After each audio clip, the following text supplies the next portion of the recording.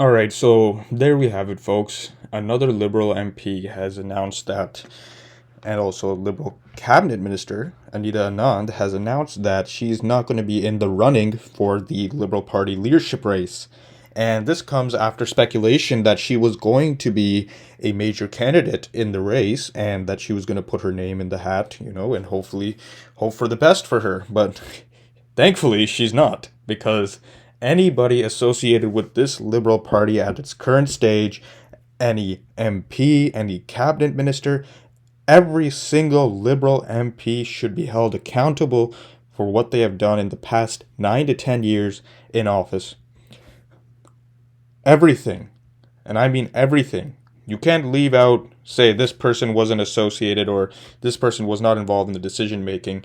No, if you voted with the party, if you're there and you supported them through the good times, you should be there when the bad times come too. And the bad times are coming, and you will be held accountable. And now she realizes it too, Anita Anand. She realizes that the popularity of the Liberal Party in Canada is very, very low at this time.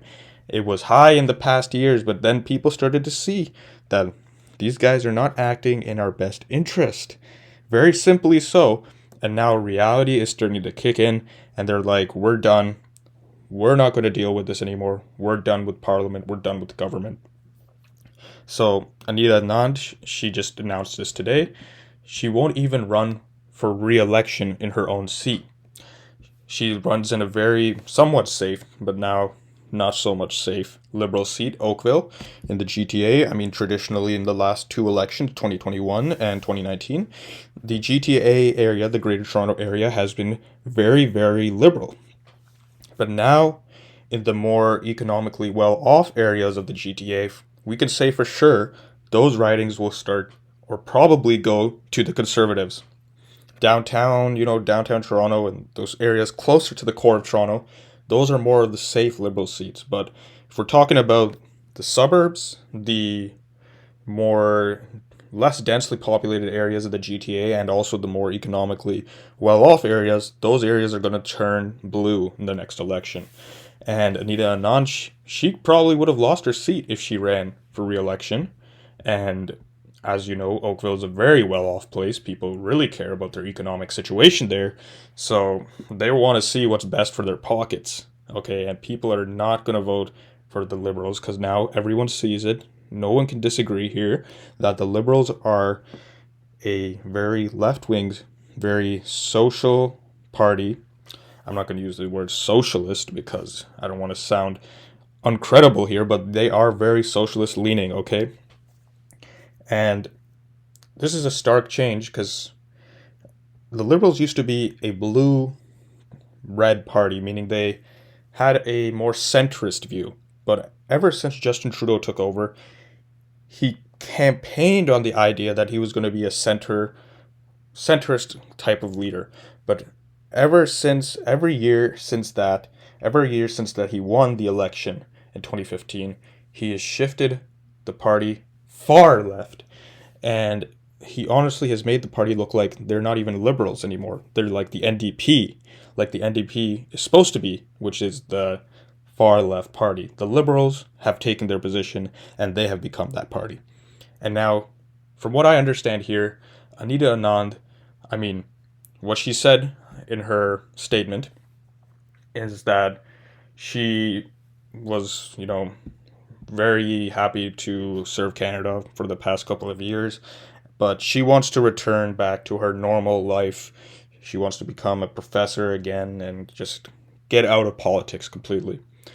And I'm wondering, where did the big change come from the last 2 weeks when a week and a half ago she was like, I'm going to run, or like she was strongly leaning towards the side of running for the election of the Liberal Party leader.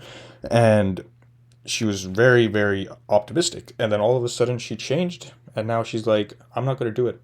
I'm not going to go ahead with it. Now, from what I understand is that after doing some research and after doing some public outreach, I bet she found out that her standing, as well as the rest of the party standing, is very, very, very, very close to zero. Okay? They have literally I mean, a lot of them have not, in the Liberal Party, have not realized how screwed they are going to be in the next election. Okay? No matter who comes in, no matter what leader comes in, whoever comes to try and save them, it's going to be a complete rout. And I'm assuming that now MPs are seeing that and they're like, we're going to try to save face. We don't want to face accountability.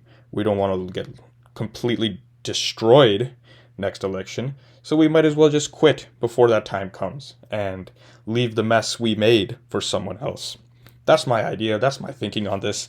Let me know what you guys think about this. Anita Anand's resignation. She is a very high level Liberal cabinet minister. She was, I mean, potentially going to be one of the, most uh, credible candidates to run for the Liberal Party. Not credible in my opinion, but from their perspective, she was one of the most high reputations in the Liberal Party.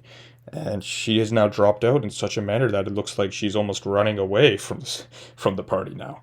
But let me know what you guys think. I'd love to hear your perspective. And thank you once again for tuning in. Please consider liking and subscribing, and also consider sharing the video. Thank you very much. Have a wonderful day. Goodbye.